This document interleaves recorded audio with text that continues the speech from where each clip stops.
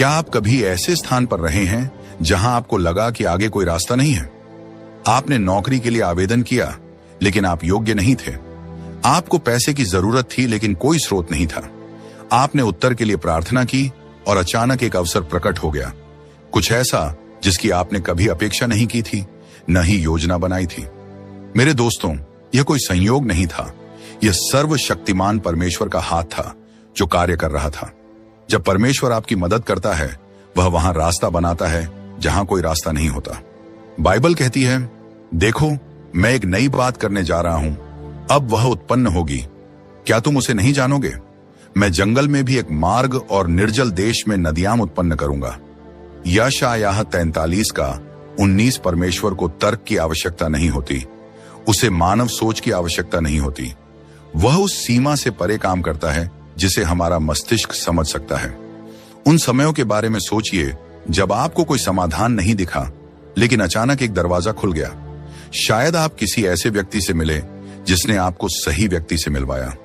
शायद कोई अवसर अपने आप आपकी गोद में आ गिरा, जिसे आपने कभी खोजा भी नहीं था।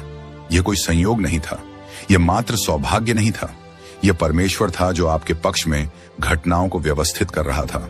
और बात यह है, जब परमेश्वर कोई दरवाजा खोलता है तो कोई मनुष्य उसे बंद नहीं कर सकता। कोई आलोचक, कोई दुश्मन, कोई परिस्थिति उस बात को नहीं रोक सकती जो परमेश्वर ने प्रारंभ की है। दुनिया आपको रोकने की कोशिश कर सकती है, लोग आप पर संदेह कर सकते हैं, लेकिन जब परमेश्वर का समय होता है आपको आशीष देने का, तब कुछ भी और कोई भी उसकी योजना के सामने खड़ा नहीं हो सकता। यदि आपके लिए दरवाजे खुल रहे हैं, भले ही वे तर्क संगत न लगें, तो यह एक संकेत है कि परमेश्वर आपके जीवन में काम कर रहा है। और जब वह ऐसा करता है तो विश्वास के साथ उस दरवाजे से आगे बढ़िए, यह जानते हुए कि जिसने उसे खोला है वही आपको दूसरी ओर तक ले जाएगा। जीवन तूफानों से भरा होता है। ऐसे क्षण आते हैं जब आपके चारों ओर सब कुछ बिखर रहा होता है। परिवार में समस्याएं, आर्थिक संकट, स्वास्थ्य संबंधी कठिनाइयां, लोग आपके खिलाफ हो जाते हैं। स्वाभाविक प्रतिक्रिया होती है घबरा जाना, डरना, आशा खो देना। लेकिन फिर कुछ असामान्य होता है। तूफान के बीच में आपको एक गहरी शांति महसूस होती है, एक ऐसी शांति जो समझ से परे है, एक ऐसी शांति जो यह दुनिया दे नहीं सकती और छीन भी नहीं सकती। मेरे दोस्तों, यह परमेश्वर की उपस्थिति है। जब परमेश्वर आपकी मदद करता है तो वह हमेशा तूफान को दूर नहीं करता, बल्कि वह उस तूफान के बीच में आपको शांति देता है। यीशु और उसके शिष्यों की नाव की घटना को सोचिए। हवाएं तेज थीं, लहरें टकरा रही थीं, शिष्य भयभीत थे, लेकिन यीशु वह सो रहा था। वह चिंतित नहीं था, वह घबराया नहीं था। क्यों? क्योंकि उसे पता था कि नियंत्रण किसके हाथ में है। जब शिष्यों ने उसे जगाया, उसने बस 3 शब्द बोले, शांत रह, थम जा। मरकुस 4 का 39 और तूफान उसकी आज्ञा मान गया। यह वही शांति है जो परमेश्वर आपको देता है जब वह आपके जीवन में कार्य कर रहा होता है। ऐसी शांति जो आपको मजबूती से खड़ा रखती है जब बाकी सब कुछ डगमगा रहा हो। इसका मतलब यह नहीं कि आपकी समस्याएं रातों रात गायब हो जाएंगी, लेकिन इसका मतलब यह है कि अब आप डर के अधीन नहीं हैं। आप पहले की तरह टूटते नहीं, आप अपना मानसिक संतुलन नहीं खोते, जैसा कि लोग उम्मीद करते हैं। लोग आपको देखते हैं और सोचते हैं, यह अब तक कैसे खड़े हैं, ये अब भी मुस्कुरा कैसे रहे हैं? और उत्तर सीधा है, क्योंकि परमेश्वर आपके साथ है। यदि आप अभी किसी तूफान का सामना कर रहे हैं लेकिन अंदर से एक अनोखी शांति महसूस कर रहे हैं, तो यह संकेत है कि परमेश्वर आपको थामे हुए है। वह आपको ढांक रहा है, वह आपको याद दिला रहा है कि चाहे तूफान कितना भी भयानक हो, आप अकेले नहीं हैं। और जब समय सही होगा, वह या तो तूफान को शांत करेगा या आपको उस तूफान में शांत करेगा। दोनों ही स्थितियों में उसकी मदद पहले से आपके साथ है। क्या आप कभी जीवन में ऐसे मोड़ पर पहुंचे हैं जब आपको लगा कि आप खो गए हैं, जब यह समझ नहीं आ रहा था कि आगे क्या करना है, और फिर अचानक कोई सही व्यक्ति प्रकट हो गया जिसने आपको सलाह दी, प्रोत्साहन दिया, या वह सहारा जो आपको चाहिए था? शायद वह कोई मार्गदर्शक था, मित्र था, कोई अजनबी, या फिर कोई प्रवचन जो सीधे आपके दिल से बोल रहा था। यह कोई दुर्घटना नहीं थी, यह परमेश्वर था जो आपके जीवन में सही समय पर सही लोगों को भेज रहा था। जब परमेश्वर आपकी मदद करता है तो वह लोगों को भेजता है आपको मार्गदर्शन देने, मजबूत करने, आगे बढ़ाने के लिए। बाइबल कहती है, धर्मी के पग यहोवा की ओर से दृढ़ किए जाते हैं। भजन संहिता 27:23। इसका अर्थ यह है कि जो लोग आपसे मिलते हैं वे केवल संयोग नहीं होते, वे परमेश्वर की दिव्य योजना का हिस्सा होते हैं। रूथ और बोअज के बारे में सोचिए। वह एक गरीब विधवा थी जो खेतों में बचे खुचे अन्न के बाल बटोर रही थी, लेकिन परमेश्वर ने उसे सही समय पर सही पुरुष से मिलवाया और वही एक संबंध उसकी जिंदगी को हमेशा के लिए बदल गया। यूसुफ के बारे में सोचिए, जिसे जेल में भुला दिया गया, अपने ही भाइयों द्वारा धोखा दिया गया, लेकिन परमेश्वर ने उसे ठीक समय पर फराओ के सामने खड़ा किया और एक ही दिन में वह कैदी से प्रधानमंत्री बन गया। यही तरीका है परमेश्वर का। वह तब लोगों को आपके जीवन में लाता है जब उनकी सबसे अधिक आवश्यकता होती है। शायद कोई मित्र जो आपको तब प्रोत्साहित करता है जब आप हार मानने वाले होते हैं। शायद कोई बॉस जो आप में वह काबिलियत देखता है जो किसी और ने नहीं देखी। शायद कोई अजनबी जो ऐसा शब्द बोलता है जो उसी बात की पुष्टि करता है जो परमेश्वर पहले ही आपके हृदय में डाल चुका है। लेकिन यहां एक और बात भी है, कभी कभी परमेश्वर लोगों को हटाता भी है। हर कोई उस मंजिल तक आपके साथ जाने के लिए नहीं बना होता जहां परमेश्वर आपको ले जा रहा है। यदि कोई आपके जीवन से चला गया है तो उनके पीछे मत भागिए। यदि कोई मित्रता अचानक समाप्त हो गई तो उस पर भरोसा रखिए कि परमेश्वर जानता है वह क्या कर रहा है। कुछ लोग केवल एक मौसम के लिए होते हैं, लेकिन परमेश्वर हमेशा सही लोगों को भेजेगा तब जब आपको उनकी जरूरत होगी। सही लोगों से मिलना। अगर अप्रत्याशित संबंधों के माध्यम से आपके लिए दरवाजे खुले हैं तो यह एक संकेत है कि परमेश्वर पर्दे के पीछे काम कर रहा है।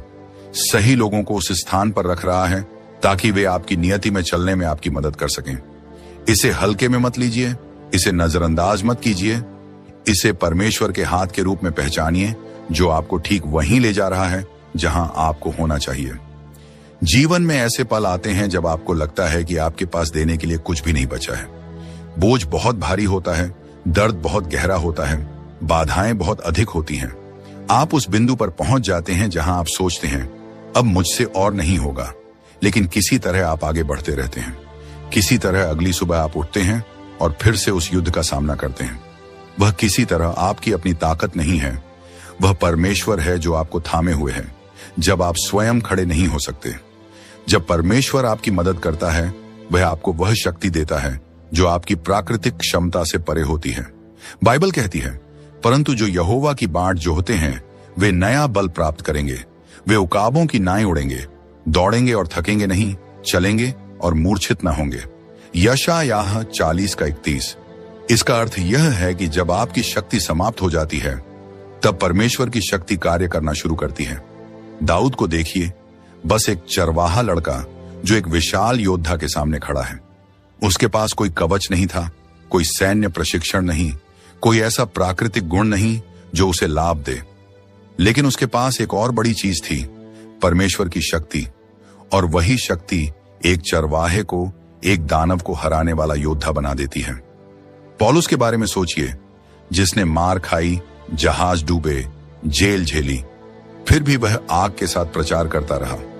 उसने कहा, जब मैं निर्बल होता हूं तभी बलवान होता हूं। 2 कुरिन्थियों 12:10 क्यों? क्योंकि परमेश्वर की शक्ति उसके द्वारा कार्य कर रही थी। शायद आप किसी ऐसी चीज से गुजरे हैं जो आपको तोड़ सकती थी, लेकिन उसने नहीं तोड़ा। शायद जीवन ने आपके ऊपर ऐसी परिस्थितियां डाली जो आपको नष्ट कर सकती थीं, लेकिन आप अब भी खड़े हैं।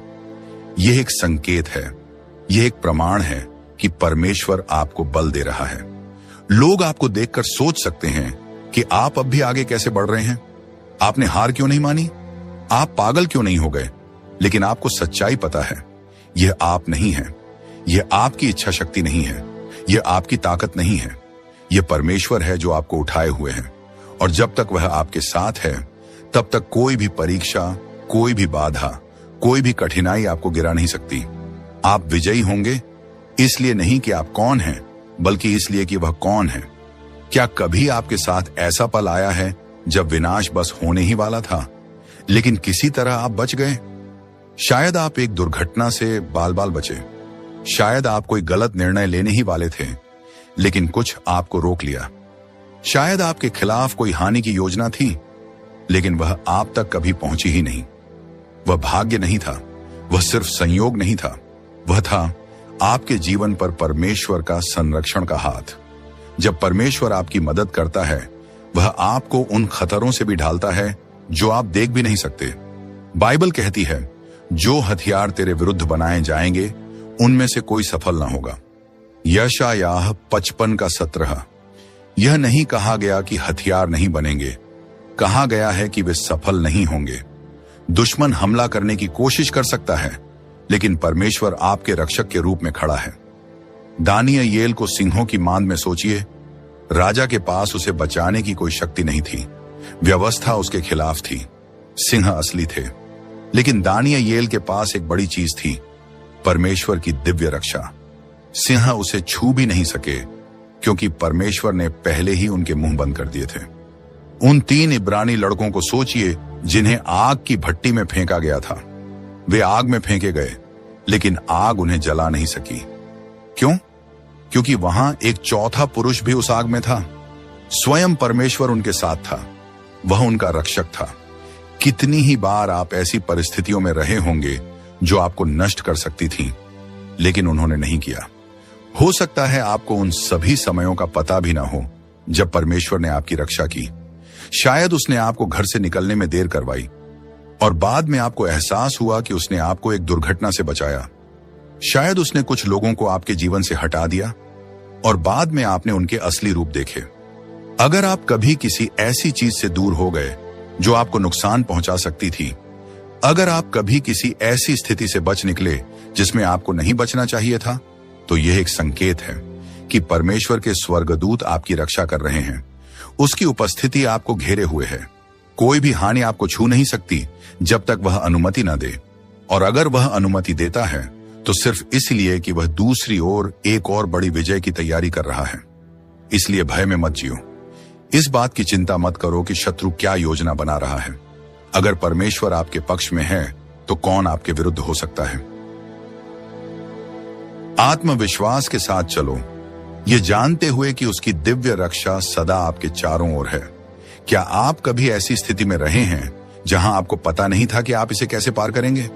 बिल जमा हो रहे थे, संसाधन कम हो रहे थे और आपको कोई अंदाजा नहीं था कि मदद कहां से आएगी। लेकिन फिर ठीक समय पर एक आर्थिक चमत्कार, एक मददगार हाथ, एक अप्रत्याशित अवसर। वह किस्मत नहीं थी, वह परमेश्वर था जो आपकी जरूरत के समय में आपकी पूर्ति कर रहा था।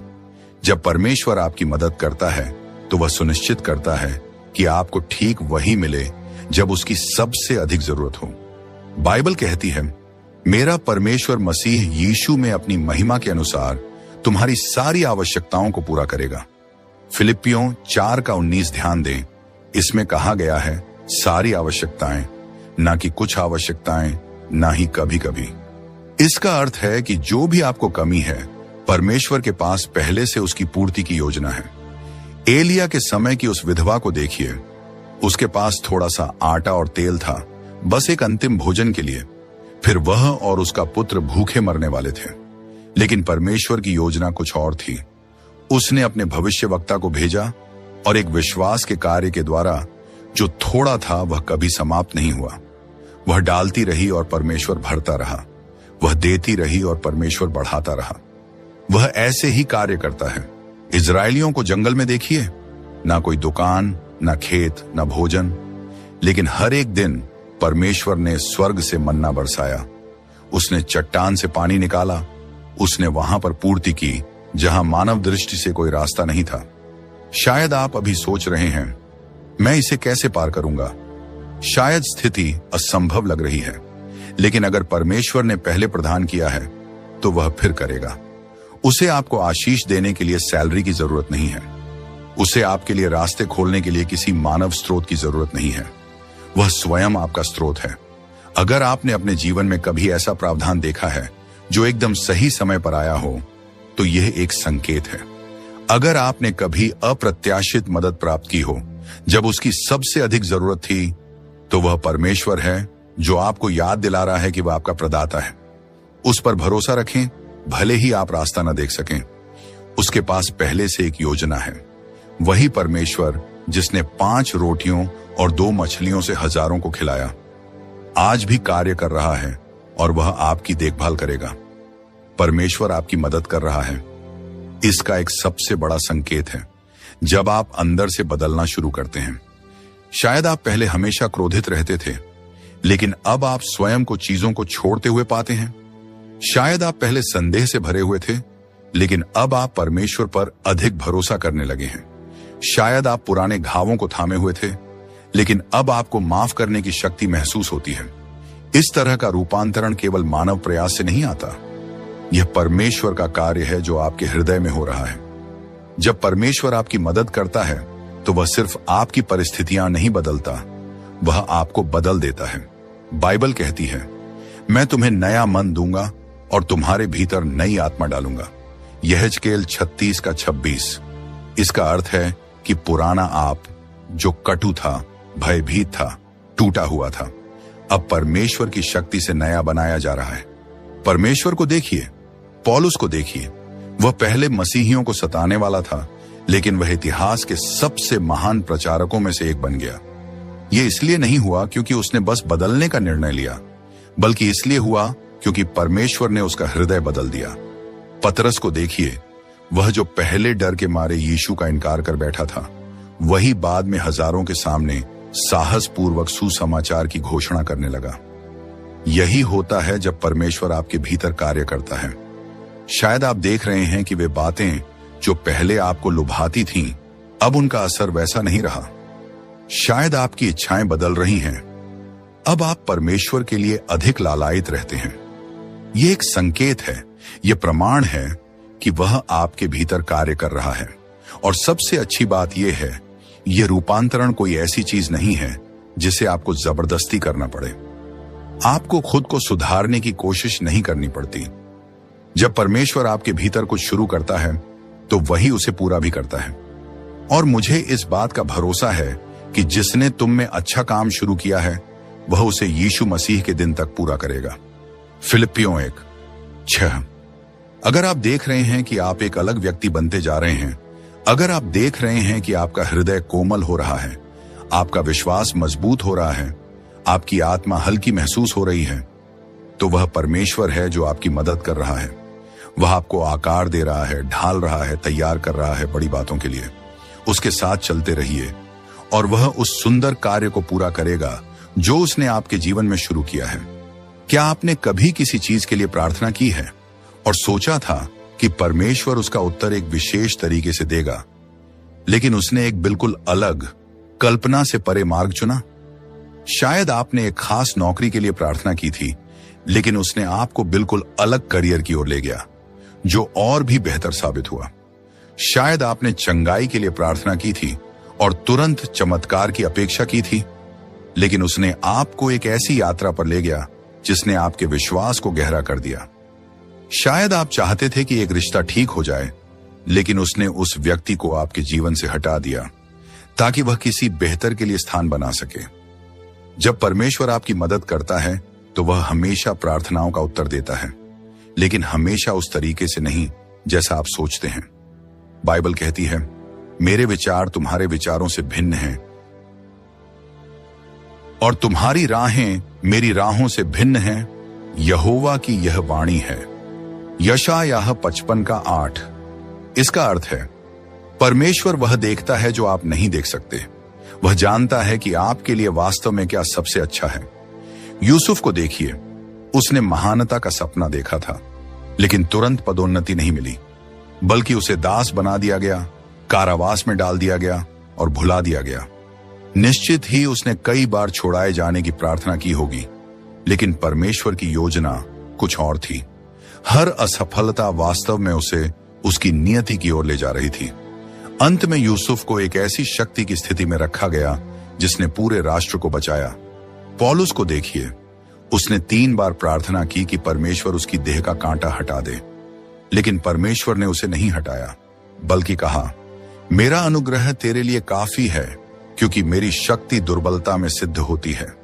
2 कुरिन्थियों 12 का कभी कभी परमेश्वर संघर्ष को नहीं हटाता, बल्कि वह सहने की शक्ति देता है।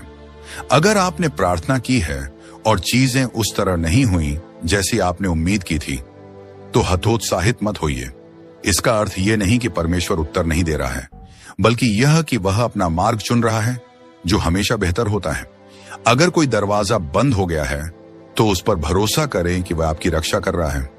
अगर चीजें आपकी समय सीमा पर नहीं हुई, तो उस पर भरोसा करें कि उसका समय सिद्ध है। अगर आपको वह नहीं मिला जो आप चाहते थे, तो उस पर भरोसा करें कि उसने कुछ और महान तैयार कर रखा है।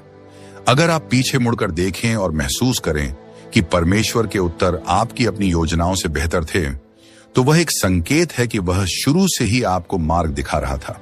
प्रार्थना करते रहें, भरोसा करते रहें और देखते रहिए कि वह कैसे कार्य करता है, ऐसे तरीकों से जो आपकी कल्पना से भी परे हैं। कोई भी परीक्षाएं पसंद नहीं करता, कोई भी कष्ट सहना पसंद नहीं करता। जब हम कठिनाइयों से गुजरते हैं, तो हमारी पहली प्रतिक्रिया होती है, क्यों परमेश्वर, ये मेरे साथ क्यों हो रहा है? लेकिन क्या हो अगर मैं कहूं कि आपकी परीक्षा वास्तव में इस बात का संकेत है कि परमेश्वर आपकी मदद कर रहा है?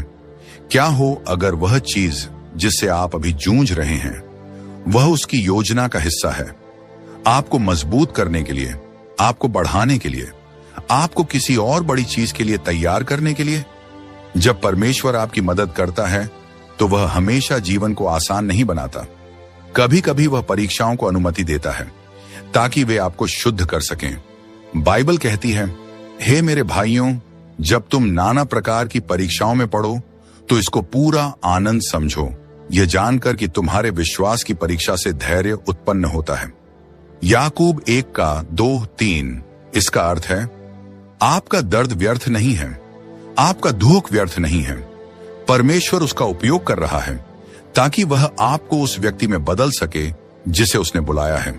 अय्यूब को देखिए, उसने सब कुछ खो दिया, अपना परिवार, अपनी सेहत, अपनी संपत्ति।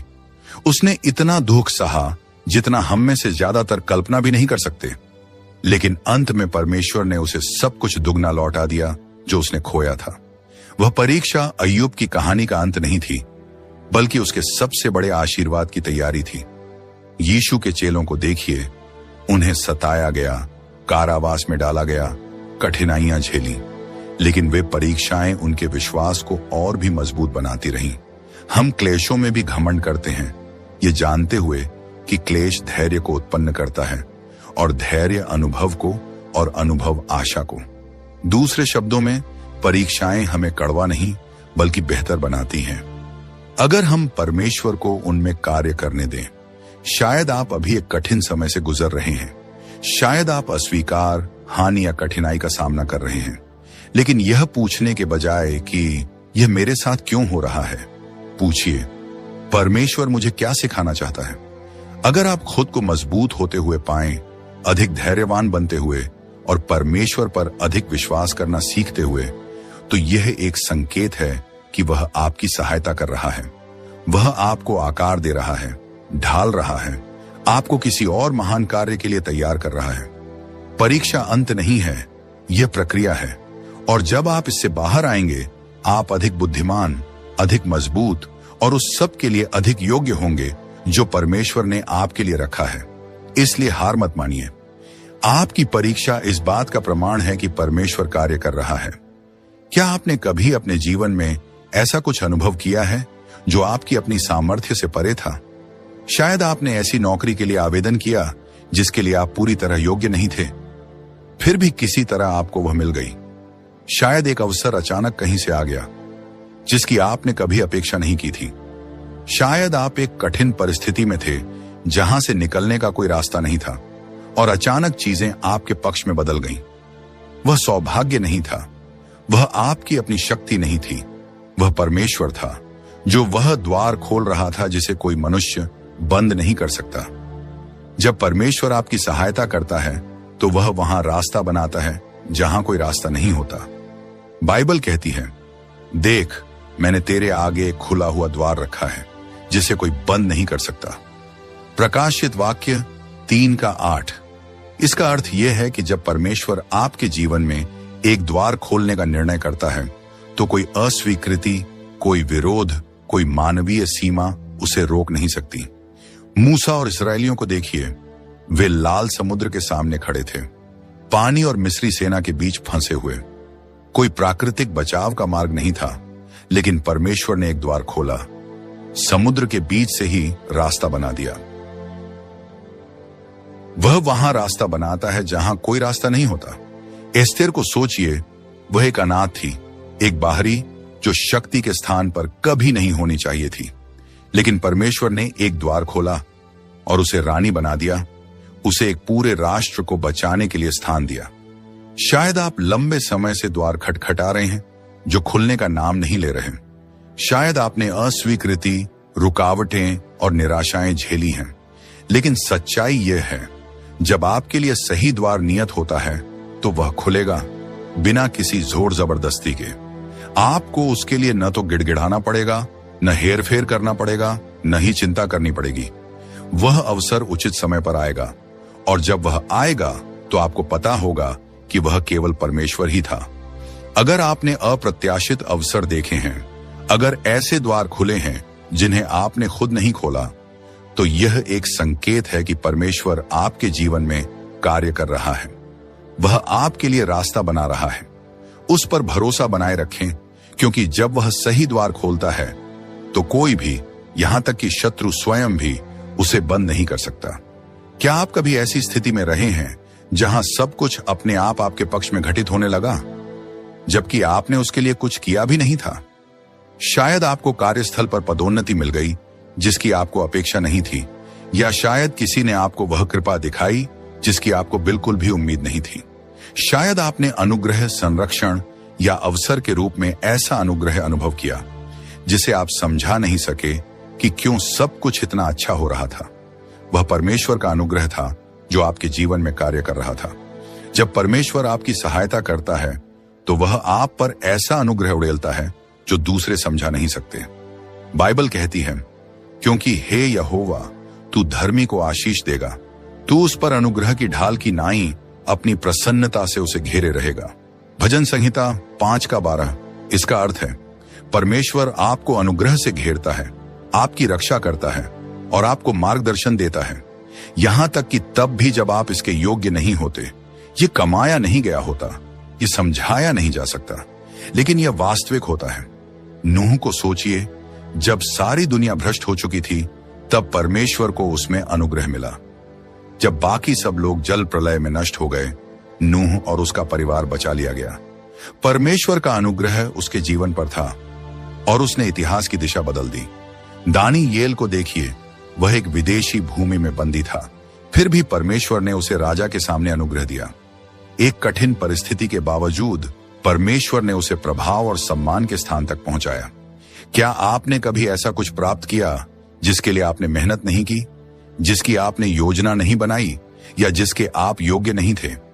शायद आप ऐसे समय में रहे हैं जहां सब कुछ आपके विरुद्ध लग रहा था, लेकिन फिर भी द्वार खुलते रहे, लोग आपकी सहायता के लिए आते रहे और अवसर आपके मार्ग में आते रहे। यह एक संकेत है कि परमेश्वर आपको अपना अनुग्रह दे रहा है। परमेश्वर का अनुग्रह कोई ऐसी चीज नहीं है जिसे हम अपनी मेहनत से कमा सकें।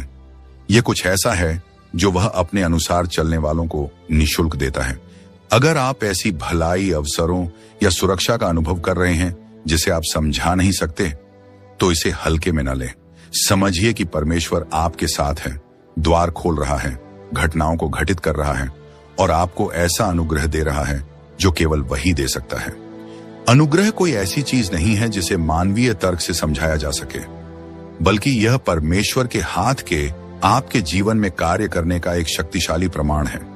इसलिए उस पर विश्वास बनाए रखें, क्योंकि जब उसका अनुग्रह आप पर होता है तो वह आपको ऐसे स्थानों और आशीषों तक पहुंचाता है जिनकी आप कल्पना भी नहीं कर सकते। क्या आपने कभी पूर्ण शांति का ऐसा क्षण अनुभव किया है जबकि आपके चारों ओर सब कुछ बिखर रहा था? शायद आप एक कठिन परीक्षा से गुजर रहे थे, चाहे वह कोई हानि हो, कोई स्वास्थ्य संकट या कोई आर्थिक संघर्ष, लेकिन फिर भी उस सब के बीच में आपने एक ऐसी शांति महसूस की जो किसी भी तरह से समझ में नहीं आती थी। आपको चिंतित होना चाहिए था, घबराया हुआ होना चाहिए था, या पूरी तरह से टूटा हुआ होना चाहिए था, लेकिन इसके बजाय आपके हृदय में एक गहरी शांति थी। वह शांति एक शक्तिशाली संकेत है कि परमेश्वर आपकी सहायता कर रहा है। जब परमेश्वर आपकी सहायता करता है तो वह आपको एक ऐसी शांति देता है जो समझ से परे होती है। बाइबल कहती है, और परमेश्वर की शांति जो सारी समझ से परे है तुम्हारे हृदयों और तुम्हारे विचारों को मसीह यीशु में सुरक्षित रखेगी। फिलिप्पियों 4:7। यह शांति समस्याओं के अभाव से नहीं आती। यह इस कारण नहीं आती कि परिस्थितियां परिपूर्ण हैं। यह सीधा परमेश्वर से आती है। यीशु को तूफान में देखिए। जब उसके चेले घबरा रहे थे, यीशु नाव में सो रहा था। तूफान भयानक था, लेकिन उसकी शांति उससे भी अधिक शक्तिशाली थी। जब उन्होंने उसे जगाया तो उसने तूफान को शांत किया, लेकिन उससे भी बढ़कर उसने उनके हृदयों को शांत किया। शांति, स्थिर हो जा, उसने कहा, और तूफान ने उसकी आज्ञा मानी। यीशु ने केवल बाहरी तूफान को ही शांत नहीं किया, उसने उन्हें एक भीतरी शांति दी जो उन्हें उस परिस्थिति से पार ले गई। प्रेरित पौलुस को देखिए, वह मार खाता रहा, बंदी गृह में डाला गया, जहाज टूटे, फिर भी उन सब के बीच में वह आनंद और संतोष के साथ लिख सकता था। वह परमेश्वर की शांति को जानता था। फिलिप्पियों 4:11 में वह कहता है, यह नहीं कि मैं घटी की दशा में कुछ कहता हूं, क्योंकि मैंने यह सीख लिया है कि मैं जिस दशा में हूं उसी में संतुष्ट रहूं। पौलुस की शांति उसकी परिस्थितियों पर आधारित नहीं थी, वह परमेश्वर के साथ उसके संबंध में जमी हुई थी। शायद आपने भी यह शांति अपने जीवन में अनुभव की है। अपने सबसे अंधकारमय समय में, जब संसार आपको घबराने के लिए कह रहा था, आपने खुद को एक शांत स्थिति में पाया। शायद आपके चारों ओर अन्य लोग व्याकुल थे, लेकिन आपने परमेश्वर की शांति को अपने हृदय की रक्षा करते हुए महसूस किया। यह उसके उपस्थिति, उसकी सहायता और उसके सांत्वना का संकेत है जो आपके जीवन में कार्य कर रही है। अगर आप अभी कठिन समय से गुजर रहे हैं, फिर भी आपको एक असमझनीय शांति का अनुभव हो रहा है, तो यह जान लीजिए, परमेश्वर आपके साथ है, वह आपकी सहायता कर रहा है। यह शांति केवल समस्याओं से अस्थायी राहत नहीं है, यह एक स्थायी आधार है जो आपको जीवन के तूफानों से स्थिर बनाए रखती है। जब परमेश्वर आपकी सहायता करता है, तो वह आपके हृदय को ऐसी शांति से भर देता है जो न यह संसार दे सकता है और न ही यह संसार छीन सकता है। क्या आप कभी ऐसी स्थिति में रहे हैं जहां आप किसी और की मदद करने के लिए प्रेरित हुए, जबकि आपके पास देने के लिए बहुत कुछ नहीं था? शायद आपने किसी जरूरतमंद को देखा और आपके हृदय में कुछ ऐसा हुआ जिसने आपको बिना मदद किए वहां से जाने नहीं दिया। शायद आपने किसी संघर्षरत व्यक्ति के लिए करुणा महसूस की और आप खुद को कुछ करते हुए पाए, चाहे छोटा हो या बड़ा, जिससे उसका बोझ हल्का हो गया। दूसरों की मदद करने की यह इच्छा एक स्पष्ट संकेत है कि परमेश्वर आपके जीवन में कार्य कर रहा है और आपकी सहायता कर रहा है। जब परमेश्वर आपकी सहायता करता है, तो वह आपके भीतर दूसरों के लिए करुणा का हृदय रखता है। बाइबल कहती है, पर यदि कोई इस संसार की संपत्ति रखता है और अपने भाई को घटी में देखता है और फिर उस पर तरस खाने से अपने हृदय के द्वार बंद कर लेता है, तो परमेश्वर का प्रेम उसमें क्यों कर बना रह सकता है? 1 यूहन्ना 3:17। परमेश्वर का प्रेम आपके हृदय में आपको स्वयं से परे देखने के लिए बाध्य करता है और आपके आसपास के लोगों की आवश्यकताओं को पूरा करने के लिए प्रेरित करता है। अच्छे सामरी की बात करें, वह व्यक्ति नहीं था जिससे मदद की उम्मीद की जाती, न ही उसका कोई फर्ज था या कोई संबंध उस जरूरतमंद व्यक्ति से। फिर भी उसने एक घायल व्यक्ति को देखा जो मरा पड़ा था और उसके भीतर कुछ हिल गया। वह यूं ही आगे नहीं बढ़ गया, वह रुका, उसने मदद की और दया दिखाई। यीशु ने इस कहानी का उपयोग यह दिखाने के लिए किया कि कैसे परमेश्वर का प्रेम हमारे द्वारा दूसरों तक पहुंचना चाहिए, यहां तक कि जब वे हमसे भिन्न हों या जब उनकी सहायता करना हमें कुछ कीमत दे। प्रेरितों के काम की आरंभिक कलीसिया को देखिए, वे अपनी उदारता के लिए पहचाने जाते थे। वे अपनी संपत्ति बेचते थे और जरूरतमंदों के साथ बांटते थे। उनके हृदय परमेश्वर के प्रेम से इतने भरे हुए थे कि वे दूसरों को देने से खुद को रोक नहीं पाते थे, और विश्वास करने वाले सब एक मन और एक चित्त के थे, और कोई भी अपने माल को अपना नहीं कहता था, परंतु सब कुछ साझे का था। प्रेरितों के काम 4। 22 एक दूसरे की सहायता करने की उनकी इच्छा उनमें कार्य कर रहे परमेश्वर के प्रेम का सीधा प्रतिबिंब था। यदि आप अपने आप को किसी पर दया दिखाने, देने, मदद करने या सेवा करने के लिए प्रेरित पाते हैं, और वह भी ऐसी रीति से जो आपको चौंका देती है, तो यह संकेत है कि परमेश्वर आपकी सहायता कर रहा है। उसका प्रेम आपके माध्यम से बह रहा है, और उसकी आत्मा आपको दुनिया में उसके हाथ और पैर बनने के लिए प्रेरित कर रही है। शायद आपने किसी की मदद की हो बिना कुछ बदले की अपेक्षा के, या शायद आपने ऐसा बलिदान किया हो जिसकी आपने कभी कल्पना नहीं की थी। यह परमेश्वर ही है जो आपके माध्यम से कार्य कर रहा है। जब परमेश्वर आपकी सहायता करता है तो वह केवल आशीषें ही नहीं देता, वह आपको एक उदार हृदय, एक करुणा से भरा मन और सेवा की आत्मा से भर देता है। अगर आप सक्रिय रूप से दूसरों को आशीष देने के तरीकों की तलाश कर रहे हैं, तो यह प्रमाण है कि परमेश्वर आपके हृदय में जीवित और क्रियाशील है। इसीलिए सेवा करते रहें, प्रेम करते रहें, मदद करते रहें, क्योंकि परमेश्वर आपको जीवनों को प्रभावित करने और अपना प्रेम संसार में फैलाने के लिए उपयोग कर रहा है। क्या आपने कभी ऐसा अनुभव किया है जहां आप किसी परिस्थिति से गुजर रहे थे और उसी बीच में आपके हृदय या मन में कुछ बदल गया हो? आपने चीजों को अलग तरह से देखा, बड़ी तस्वीर को समझा, या आपकी सोच में कोई बदलाव आया? शायद कोई बात जो पहले आपको परेशान करती थी या एक रुकावट जैसी लगती थी, अब एक बढ़ोतरी का अवसर लगती है। या फिर आपने पाया हो कि अब आप समस्याओं को स्थायी रुकावटों की बजाय क्षणिक चुनौतियों के रूप में देखने लगे हैं। सोच में यह परिवर्तन परमेश्वर की सहायता का एक शक्तिशाली संकेत है। जब परमेश्वर आपकी सहायता करता है तो वह आपके देखने के दृष्टिकोण को बदल देता है। बाइबल कहती है, और इस संसार के सदृश न बनो, परंतु अपनी बुद्धि के नए हो जाने के द्वारा अपने आप को रूपांतरित होने दो। रोमियो 12:2। परमेश्वर केवल आपकी परिस्थितियां नहीं बदलता, वह उन्हें देखने का आपका तरीका बदलता है। वह आपको एक नई सोच देता है जो उसकी सच्चाई, उसके वादों और आपके जीवन के लिए उसकी योजना के अनुरूप होती है। यूसुफ की कहानी को सोचिए। जब उसे दास बनाकर बेचा गया और बाद में जेल में डाल दिया गया, तो उसके लिए यह सब कुछ शाप या विश्वासघात की तरह लग सकता था। लेकिन जब यूसुफ ने पीछे मुड़कर देखा तो उसने समझा कि ये परीक्षाएं परमेश्वर की योजना का हिस्सा थीं, न केवल उसकी रक्षा के लिए बल्कि एक पूरे राष्ट्र को बचाने के लिए। उसका दृष्टिकोण कटुता से बदलकर परमेश्वर की प्रभुता में विश्वास बन गया। तुमने तो मेरे साथ बुरा करने की सोची, परंतु परमेश्वर ने उसके द्वारा भलाई की सोची। पौलुस को देखिए, वह वर्षों जेल में रहा, लेकिन उसने उस समय को कड़वाहट में व्यर्थ नहीं जाने दिया। उसने उस समय का उपयोग प्रेरणादायक पत्र लिखने के लिए किया जो आरंभिक कलीसियाओं को सशक्त बनाए। उसकी परिस्थितियों ने उसके उद्देश्य को नहीं बदला। उसने अपनी स्थिति को सुसमाचार फैलाने के एक अवसर के रूप में देखा, उस तरीके से जो वह अन्यथा नहीं कर सकता था। उसका दृष्टिकोण बदल गया था। शायद आप भी किसी ऐसी चीज से गुजरे हैं जो अनुचित लगी, जिसने आपको गिरा दिया या आपको निराश कर दिया। लेकिन जब आपने परमेश्वर की खोज की तो आपके हृदय में कुछ बदल गया। शायद जो पहले असफलता लगती थी अब एक कदम की तरह लगती है। जो पहले पराजय लगती थी अब परमेश्वर की महिमा को प्रकट करने का अवसर लगता है।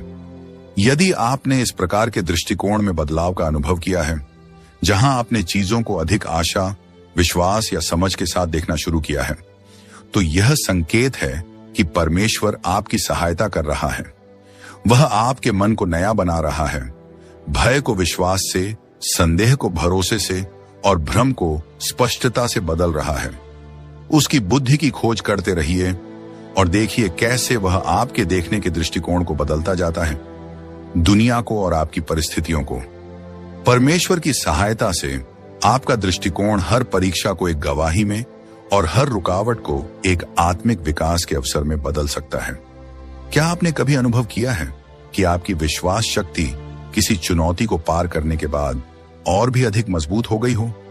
शायद आपने शुरुआत में संदेह किया, या नहीं जान पाए कि सब कुछ ठीक होगा या नहीं, लेकिन उस प्रक्रिया के दौरान आपने स्वयं को परमेश्वर पर गहराई से भरोसा करते हुए पाया, उसके वादों पर अधिक विश्वास करते हुए